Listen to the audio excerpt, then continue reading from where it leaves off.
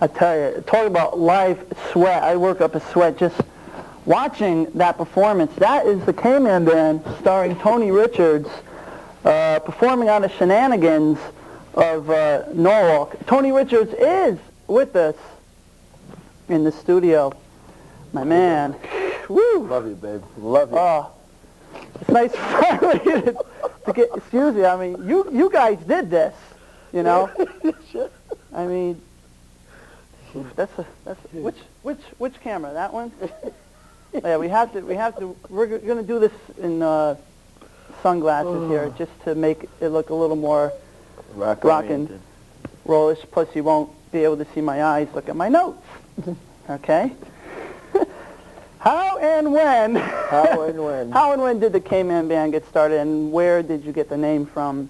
The your turn. The band is basically 6 years old, and the name comes from a good friend of ours. It's actually short for K, Kathy. It is K, that's right. K is short for Kathy. And, I thought K was short for Kate or something like that. It's good, it could be, but it's actually in this case Kathy. And we've been, never mind, yeah. It's for Kathy. K-Man. No, I really get into you guys, and it's a lot of fun. Lot of fun. Lot of fun to watch, especially the horn section and Paul. Yeah. What's the story with his shaved head? How did that come about? You figure it out. On Paul's 25th birthday, we were playing a gig up in Vermont. It was at this place called Deacon's Den in Dover, Vermont, a little hole in the wall. And on his 25th birthday, we just decided that he was kind of thinning out anyway, so we just decided, well, this would be a really great thing to do, because the club owner hated our guts. And, oh yeah, basically... Why? Well, because we weren't playing anything remotely familiar to the audience, and he thought they wouldn't enjoy it, because we were an original band. He didn't realize that they were enjoying it, and we just figured that what we would do is to just really make the show go over in a strange way. So we just put him down in a chair, tied him in a chair, put a barber's wrap around him, and we just shaved his head bald. And then we gave the audience the razor blade to go ahead and do. Now, did he know about this, or was this like a total surprise? It was kind of like a surprise. He had been talking about doing it for a long time, and he was always like chickening out, and so finally we said, no, the heck with this. You didn't happen to get it on video or anything, did you? Actually, no. We had all these people that, it's funny because a lot of people took pictures of it, and these are people that had never seen us before, and and we haven't actually seen the people since then, but occasionally, as the band gets to be more and more popular, we'll receive a photograph in the mail, from one of the people that were there that night, and there was like, a bunch of people with cameras, and we'll get one in the mail, and they'll say, hey, you remember this? And this was like, I see he's 29 now. This was 4 years ago. This was almost 5 years ago. I mean, I guess is he satisfied with his look now? I guess so. I mean, the women love it, and the people just think. I think he's like a lot of the guys in the band have that look, that cartoon character look about him, But Paul, especially, he would be, I guess, Henry in the comics. Yeah, That's the only bald cartoon character. Yeah, it's not Sluggo. Mr. Magoo, maybe. Sluggo, But I mean, he has this look about him, which is, as a matter of fact, he went to a audition for a new Danny DeVito movie that was happening here in Danbury a little while back. You remember they were having tryouts?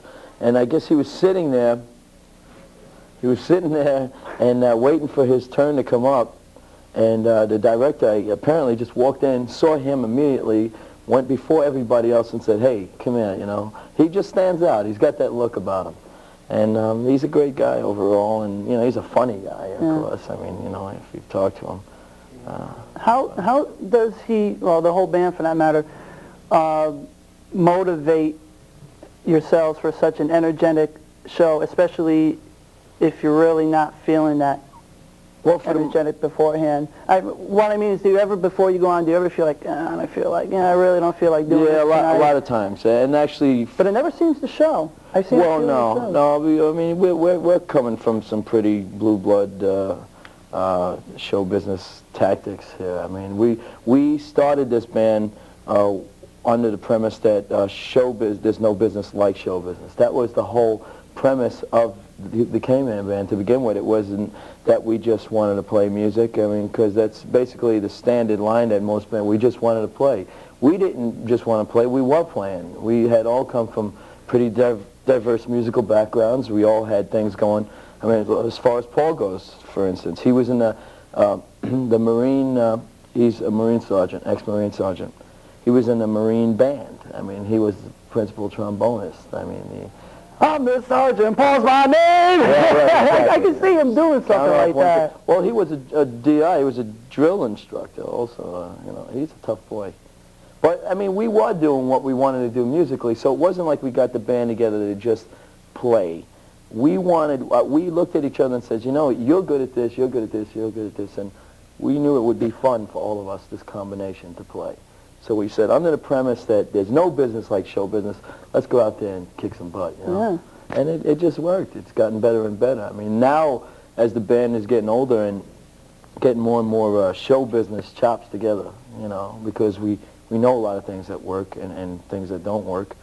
In answer to your question, I mean, when you get a night where you're not feeling up to par, you just got a lot of tricks of the trade to rely on. I mean, you know what that's like. Yeah.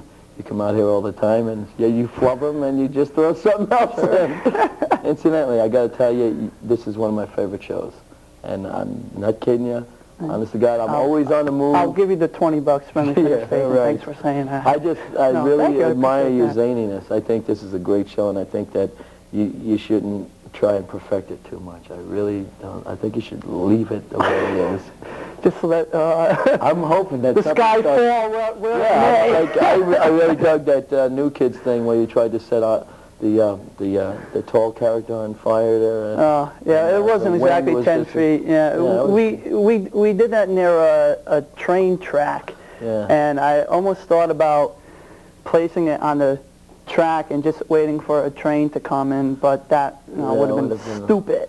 And don't ever try that, kids.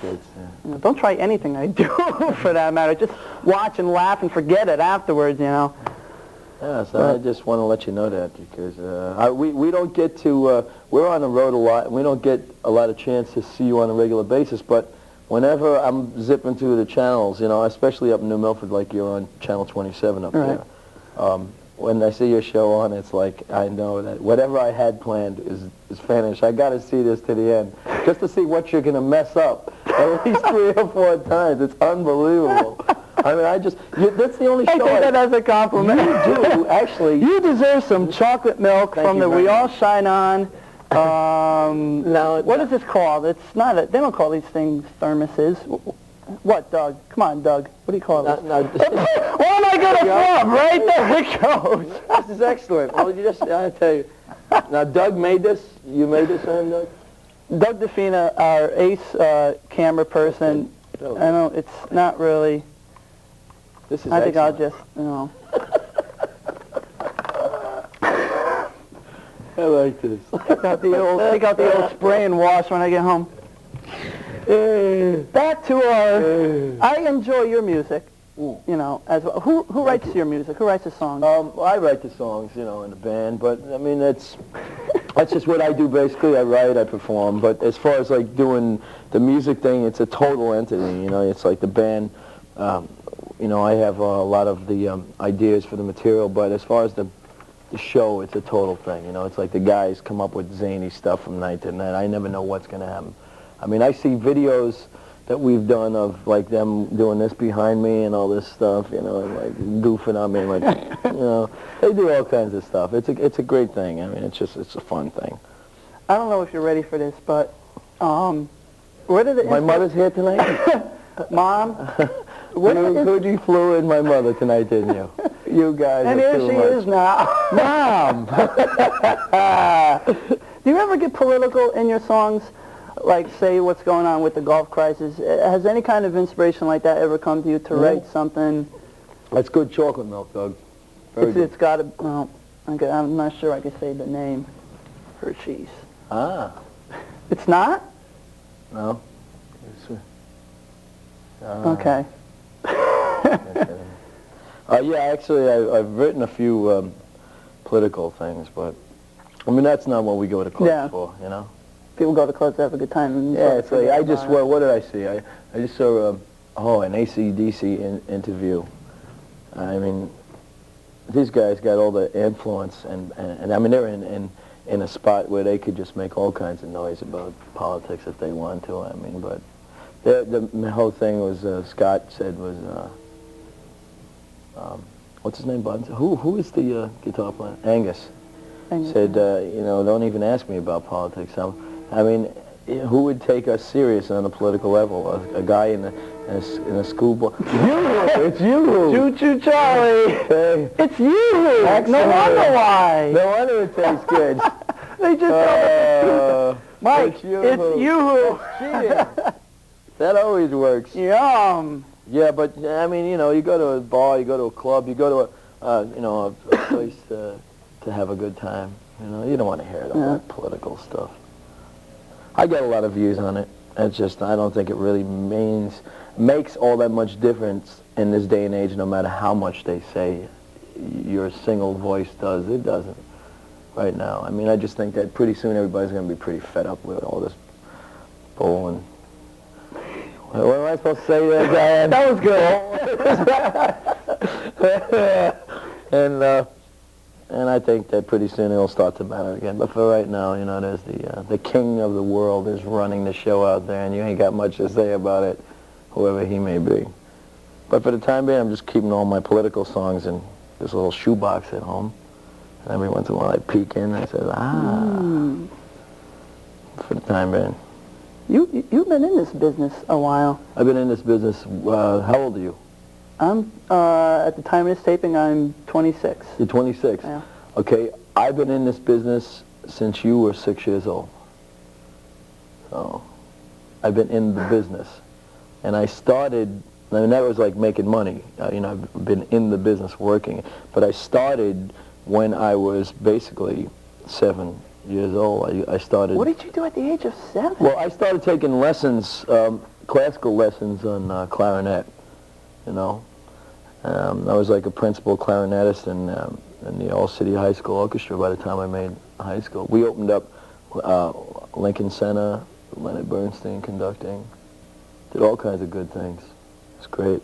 You opened for Jimi Hendrix one time, too, didn't you? Yeah, when I had my first band, my first rock and roll band that really made any kind of noise was called Koala. And it was a bunch of us guys from Brooklyn. And that's where you grew up, wasn't it? Yeah, I'm from Brooklyn. And there was this thing called the WABC Big Break, which was sponsored and hosted by Cousin Brucey. Oh, actually, it was sponsored by Gimbals.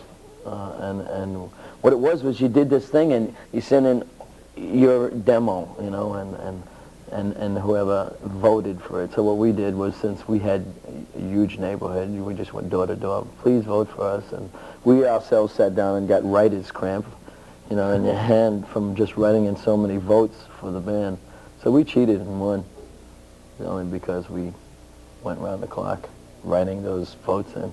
But yeah, and we did a tour with the Blues Magoos, and we played toured with the Blues Magoos. You ain't seen nothing yet. Oh yeah, you ain't seen nothing yet.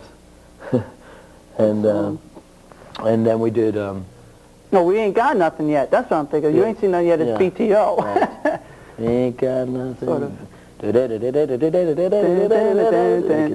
That's great. And then we did that Jimi Hendrix gig at the stadium in a roller rink in Staten Island. It was unbelievable. I mean, this place was huge, and this is like when Hendrix was first coming out, and he had a pretty terrible sound at the time. I mean, his records were wonderful. I mean, but live, they didn't really have the technology together yet. Like when I saw the Beatles at Shea Stadium, and that was the crummiest sound I've ever heard in my life. That was horrible. How could you hear anything with this? I actually didn't. That's what I mean. Basically, that's my point. Yeah. I mean, it was just ridiculous. That was a ridiculous thing. But it was like back in those days. Well, getting back to the big break thing, it was rock and roll was like this big, mega big thing in your head more than in your life. Like now, it's in your life. It's big, you know. Then it was like the romance that preceded it for the years since it had started. In the late 40s and early 50s, the romance was still alive in 65. It was still alive in 60, I mean in 70, you know. It's kind of a weird thing now. I'm trying, I like to think... It's really changed. Yeah, it has. It's changed a whole bunch. I like to think that we're carrying on a tradition, you know. Because we you know, if you ain't got nothing beyond sex and love and drugs and booze and like being a rebel in general. There's really last week's show. I mean, it's a shame that that's what life is primarily. The gut level of life is, but that's what it is. And I mean, that's what rock and roll is about. And like, people are getting carried away. I mean, you know, I'm for saving the whales. I'm for not killing seals. I definitely don't think, you know, all that stuff is like has merit beyond what it's getting out of rock and roll. Rock and roll ain't gonna help them people. If anything, it's like hurting them people. It's such a contradictory thing to have me say, you know, save the whales, and then have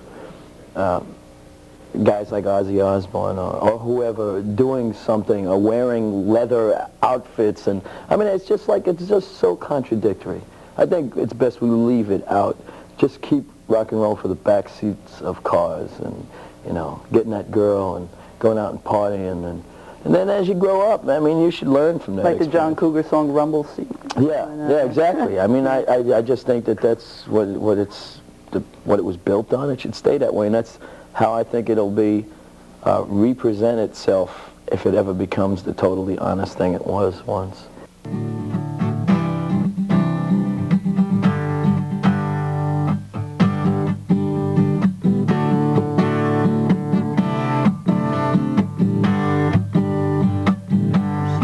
On this merry-go-round with the same lips and the same kiss.